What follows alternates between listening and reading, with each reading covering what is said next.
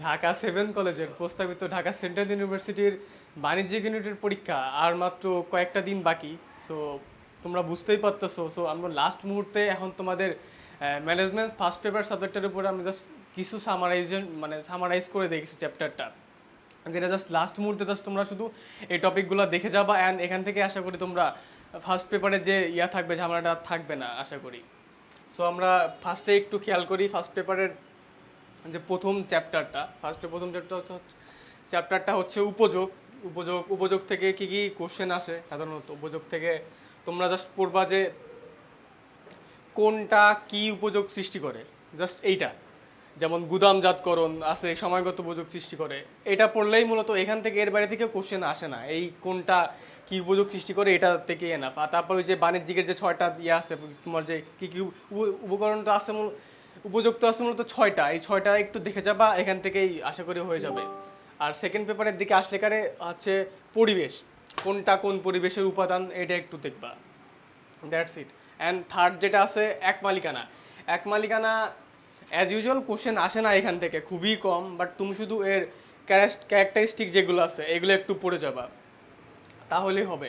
তারপর হচ্ছে তোমার ফোর্থ চ্যাপ্টার মূলত সেটা হচ্ছে, এটা একটা ইম্পর্টেন্ট চ্যাপ্টার, অংশীদারি ব্যবসা। এটা বেশ ইম্পর্টেন্ট। অংশীদারি ব্যবসার প্রকারভেদ, বিলোপ সাধন ধারা, চুক্তি, এগুলো ইম্পর্টেন্ট টপিক। যেমন বিলোপ সাধনে এখান থেকে কোশ্চেন আসে, কী কী ধারা আছে, চুক্তিপত্রগুলো কী কী, কে কে ইস্যু করে, এইগুলো একটু দেখবা। এটা হচ্ছে ফোর্থ চ্যাপ্টার গেল। তারপর হচ্ছে তোমার যেটা আছে ফিফথ চ্যাপ্টার, এটা বেশ ইম্পর্টেন্ট। যদি ম্যানেজমেন্ট থেকে কোশ্চেন আসে, বেশ বড় একটা সংখ্যক কোশ্চেন আসে 5 চ্যাপ্টার থেকে। সো এটা তোমাদের ভালো করে পড়তে হবে।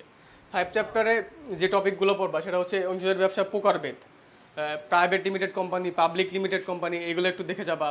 তারপরে হচ্ছে দলিলপত্র যেগুলো আছে, যেমন এই স্মারকলিপি, সংঘর বিধি, এগুলো দেখবা। তারপরে চুক্তিপত্র আছে, চুক্তিপত্রের মধ্যে যেমন বিবরণপত্র আছে, নিবন্ধনপত্র, কার্য আরম্ভপত্র, এইগুলা, কার্য আরম্ভ অনুমতিপত্র, এইগুলো একটু দেখবা। এগুলা কে কে ইস্যু করে এটা একটু দেখে যাবা, তাহলে মোটামুটি হয়ে যাবে। আর তারপরে একটা হচ্ছে 6th চ্যাপ্টার যেটা আছে, সেটা হচ্ছে সমবায় সমিতি জাস্ট উপবিধিগুলো আর মুনাফা বন্টন, কত পার্সেন্ট সংরক্ষণ করে, কত পার্সেন্ট কত হারে বন্টন করা হয়, এই জিনিসগুলো দেখবা। তাহলেই আশা করি সমবায় সমিতির থেকে কোশ্চেনগুলো তোমরা কমন পেয়ে যাবা। আর তারপরে ফার্স্ট পেপারে একটা সব থেকে একটা চ্যাপ্টারটা হচ্ছে তোমার আইন থেকে একটা কোশ্চেন প্রতি বছরই আসে।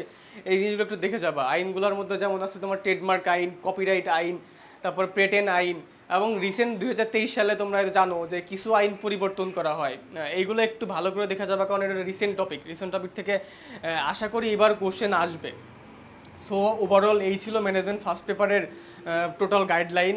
আবার আসি তোমাদের ম্যানেজমেন্ট সেকেন্ড পেপার সাজেশনটা নিয়ে। সেকেন্ড পেপারে মূলত তোমরা যে জিনিসগুলো একটু দেখবা সেটা হচ্ছে, তোমরা ফার্স্ট চ্যাপ্টার থেকে দেখবা হচ্ছে কোন কোন ব্যবস্থাপকগুলো যেগুলো আছে যেগুলো হচ্ছে Henri Fayol, Robert Owen, FW Taylor, এগুলো দেখবা। এবং এগুলোর যে বইগুলো আছে এরা কোন কোন বই লিখছে, হ্যাঁ, এগুলো একটু ভালো করে দেখে যাবা ফার্স্ট চ্যাপ্টার থেকে। আর সেকেন্ড চ্যাপ্টার থেকে দেখবা হচ্ছে কে কোন স্তরের ব্যবস্থাপক। কোন স্তর বলতে একটা আছে না, ফার্স্ট মানে উচ্চ স্তর, মধ্যম স্তর এবং নিম্ন স্তর ব্যবস্থাপক কারা, এগুলো একটু দেখবা। আর তারপরে দেখবো হচ্ছে তোমার নীতিমালা।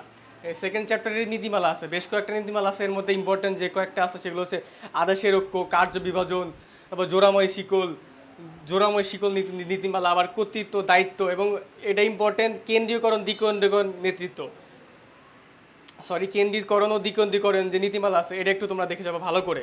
হ্যাঁ, অ্যান্ড সর্বশেষ তারপর হচ্ছে তোমার থার্ড চ্যাপ্টার যেটা আছে, হ্যাঁ, থার্ড চ্যাপ্টার থেকে তোমরা দেখবে হচ্ছে পরিকল্পনা যে একার্থক পরিকল্পনা, স্থায়ী পরিকল্পনা, এটা একটু তোমরা দেখবা থার্ড চ্যাপ্টার থেকে। জাস্ট এইটুকু দেখলেই চলবে, আর এখান থেকে খুব একটা কোশ্চেন আসে না।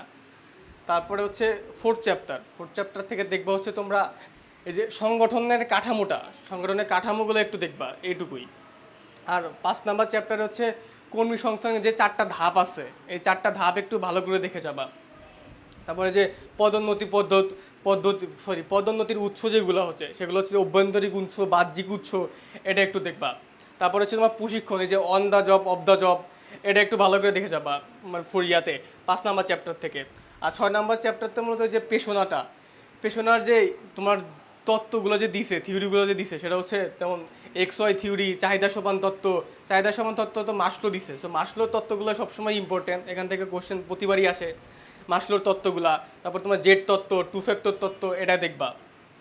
আর 7 চ্যাপ্টার থেকে মূলত নেতৃত্ব যেগুলো আছে, নেতৃত্বের মধ্যে দেখবা যে ক্ষমতাতান্ত্রিক যে নেতৃত্বগুলো আছে, যেমন যে আমলাতান্ত্রিক, গণতান্ত্রিক, স্বৈরতান্ত্রিক, পিতৃত্ব স্বরূপ নেতৃত্ব যেগুলো আছে, এগুলো এই চারটা দেখবা জাস্ট। তারপরে হচ্ছে যে নেতৃত্বের মধ্যে আরেকটা হচ্ছে তোমার কর্মকেন্দ্রিক নেতৃত্ব যেটা, আবার হচ্ছে কর্মীকেন্দ্রিক নেতৃত্ব যেটা, এটা দেখবা। তারপরে যে পরামর্শমূলক নেতৃত্ব, পরামর্শমূলক নির্দেশনা, এই পার্টটা দেখে যাবা। এখন সর্বশেষ হচ্ছে 8 নাম্বার চ্যাপ্টার। 8 নাম্বার চ্যাপ্টার হচ্ছে নিয়ন্ত্রণের জাস্ট ধাপগুলো দেখবা। নিয়ন্ত্রণের ধাপগুলো দেখলেই হয়ে যাবে আশা করি। আর আমি যেভাবে তোমাকে বললাম ফার্স্ট পেপার এবং সেকেন্ড পেপার, এগুলো জাস্ট ওভারঅল তুমি যদি বই নিয়ে জাস্ট একটু টাইম দাও, একটু গুছায় জাস্ট এগুলো একটু মাথার মধ্যে সেট করে নিবা, অ্যান্ড এগুলো থেকেই আশা করি তোমার ম্যানেজমেন্ট 100%ই কাউন্ট পেয়ে যাবা। এর বাইরে থেকে কিছুই দিবে না 7 কলেজ থেকে। ঠিক আছে ভাইয়ারা, এই ছিল হচ্ছে ওভারঅল তোমার ম্যানেজমেন্ট ফার্স্ট পেপার এবং সেকেন্ড পেপারের মানে সামারাইজেশন আর কি, যেটা আমি শর্টকাট করে দিছি। এই টপিকগুলো পড়লে আশা করি এর বাইরে থেকে কোশ্চেন হবে না ইনশাআল্লাহ।